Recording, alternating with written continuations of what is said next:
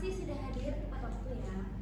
Agenda kita hari ini satu dan jelas, membahas isu kemiskinan di Kabupaten Sidoarjo dan memutuskan apakah isu ini layak ditetapkan sebagai agenda kebijakan prioritas daerah kita. Saya ingatkan, Sidoarjo itu dikenal sebagai kawasan industri dan penyangga ekonomi Jawa Timur. Tapi selama angka kemiskinan masih menyentuh puluhan ribu jiwa, kita belum boleh puas. Saya ingin kita hari ini bicara berdasarkan data, bukan asumsi ya. Oke, pihak BPS silakan buka paparan. Baik, terima kasih banyak Ibu. Langsung ke fakta aja. Per November 2025, tingkat kemiskinan di Kabupaten Sidoarjo berada di angka 4,4%, turun dari yang sebelumnya 4,53% di tahun sebelumnya.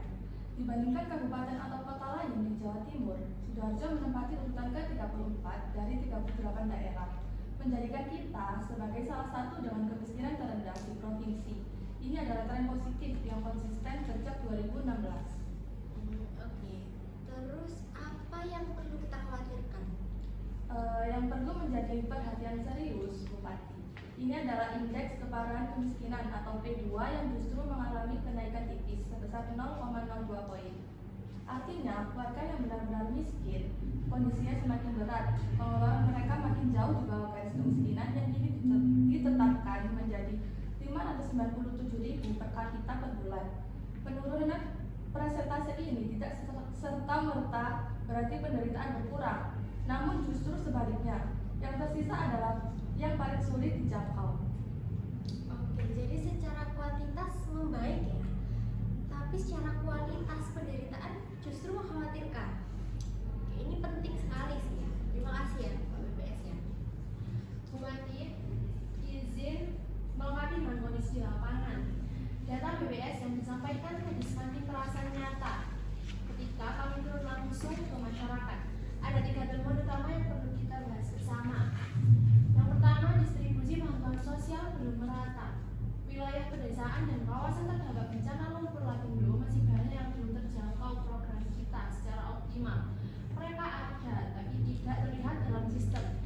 Yang kedua, masih terdapat gap antara data penerimaan manfaat kita dengan data BPS terkini.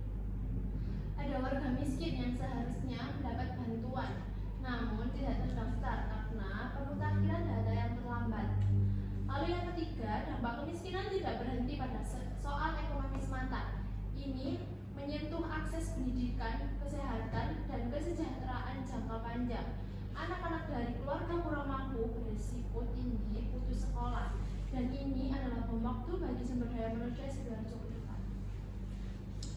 Sinkronisasi data kita bisa jadi masalah serius ya, Bu BPS ya. Kira-kira adakah mekanisme yang bisa kita manfaatkan? Ada Ibu. Kami memiliki mekanisme registrasi sosial ekonomi yang datanya bisa disinkronkan dengan data dinas sosial. Kita tinggal memformalkan saja kerjasamanya Ibu. Kami siap, idealnya pemutakhiran dilakukan setiap 6 bulan agar data selalu relevan. Oke, berarti izin menambahkan dari perspektif ketenagakerjaan ya. Jadi menurut saya kita tidak akan berhasil menangani kemiskinan tanpa menyentuh akar masalahnya. Dan salah satu akar masalah terbesar dari masalah ini adalah pengangguran tersebut. Jadi kita semua ingat pada tahun 2020 tingkat pengangguran terbuka Sidoarjo meledak hingga 10,97% dan tertinggi se-Jawa Timur akibat gelombang PHK besar-besaran saat pandemi COVID-19. Banyak perusahaan yang memotong tenaga kerja karena keterbatasan anggaran operasional. Kini angkanya sudah turun ke kisaran 5,4%, namun itu masih berarti sekitar 79.000 warga kita belum memiliki pekerjaan yang tetap. Seperti itu. Apa yang paling mengkhawatirkan dari kondisi ini? Yang paling mengkhawatirkan adalah profil penganggurannya. Banyak dari mereka adalah warga dengan pendidikan rendah yang tidak mampu bersaing masuk ke sektor industri formal. Mereka tinggal di sekitar kawasan industri Sidoarjo, tapi mereka tidak bisa menjadi bagian dari pertumbuhan ekonominya. Dan dan ini dapat dikatakan sebagai ketimpangan struktural yang cukup nyata. Terus solusi konkretnya apa? Ada 3 langkah yang kami usulkan, Bapak Ibu. Yang pertama, integrasikan data warga miskin dari BPS ke Dinas Sosial dalam program pelatihan kerja kami, supaya pelatihan benar-benar tepat sasaran, bukan hanya asal berjalan seperti itu. Yang kedua, perluas program pemberdayaan UMKM lokal karena sektor informal adalah penyerap utama tenaga kerja yang tidak terserap oleh industri. Dan yang ketiga, bangun kerjasama formal dengan perusahaan-perusahaan di kawasan industri Sidoarjo untuk membuka jalur rekrutmen inklusif bagi warga sekitarnya. Oke, baik. Dari 3 paparan tadi saya melihat ada satu benang merah yang jelas. Kita punya data, kita punya program, tapi kita jalan sendiri-sendiri. Koordinasi lintas daerah kita itu masih lemah ya. Terus gimana pandangan Bu Dinsos soal integrasi yang tadi diusulkan oleh Naker? Baik, saya sangat setuju dan mendukung penuh. Selain ini, program pelatihan kerja dan program bantuan sosial kita berjalan di rel yang berbeda. Padahal sasarannya seringkali orang yang sama. Kalau kita bisa satukan datanya, efisiensi dan dampaknya akan jauh lebih besar. Nah, dari sisi data, kami bisa menjadi jembatan. Data BPS bersifat netral dan dapat diverifikasi. Kalau Dinas Sosial dan Dinas Ketenagakerjaan menggunakan basis data yang sama dari kami, maka tidak akan ada lagi tumpang tindih atau kekosongan penerima manfaat. Saya usulkan dibentuk satu tim koordinasi lintas dinas yang bertemu rutin setiap 3 bulan. Di sini bukan hanya sekedar berbagi data saja, tetapi benar-benar melakukan intervensi bersama sejak awal kerja. Oke, usulan yang sangat konstruktif ya. Di sini saya dukung penuh. Dan satu hal yang tidak boleh kita lupakan, kemiskinan itu bukan sekedar angka di laporan tahunan.